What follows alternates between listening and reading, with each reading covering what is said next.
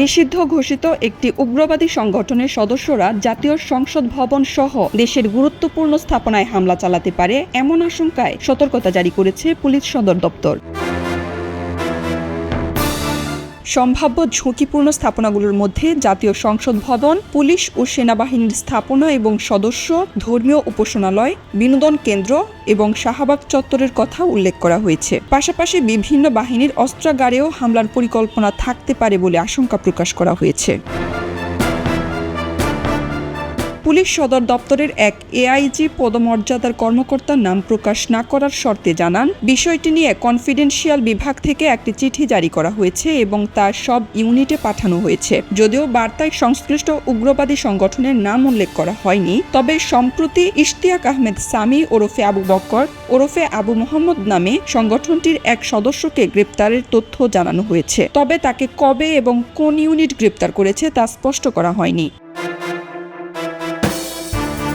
বার্তায় উল্লেখ করা হয়, গ্রেপ্তার হওয়া ওই ব্যক্তির সঙ্গে চাকরিচ্যুত 2 সেনা সদস্যের নিয়মিত যোগাযোগ ছিল। তাদের মাধ্যমে রাষ্ট্রীয় গুরুত্বপূর্ণ স্থাপনায় বোমা হামলা, দেশীয় ধারালো অস্ত্র কিংবা আগ্নেয়াস্ত্র ব্যবহার করে আক্রমণের পরিকল্পনার তথ্য পাওয়া গেছে।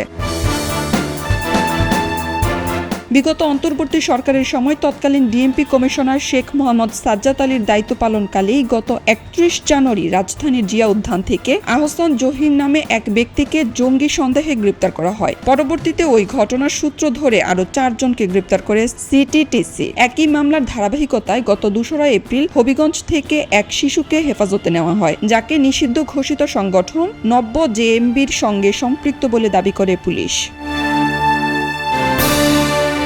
পরবর্তীতে জানা যায়, জিয়া উদ্যান থেকে গ্রেপ্তার আহসান জহির ও তার সহযোগীদের সঙ্গে ওই শিশুর যোগাযোগ ছিল। সে ঘনিষ্ঠ সহযোগীদের মাধ্যমে শিয়া মসজিদ, পুলিশের চেকপোস্ট এবং ইসকন মন্দিরে হামলার পরিকল্পনা ও উস্কানি দিত বলেও অভিযোগ রয়েছে। সাম্প্রতিক এই গ্রেপ্তারের তথ্য সামনে এনে দেশজুড়ে নতুন করে সতর্কতা জারি এবং এই প্রেক্ষাপটে গুরুত্বপূর্ণ স্থাপনাগুলোর নিরাপত্তা জোরদার, নজরদারি বৃদ্ধি এবং সন্দেহভাজনদের বিরুদ্ধে আইনানুগ ব্যবস্থা নেওয়ার নির্দেশ দিয়েছে পুলিশ সদর দপ্তর। শাবনাম পারভীন, খবরের কাগজ। খবরের কাগজ, নিখাত, নির্ভীক, নিরপেক্ষ।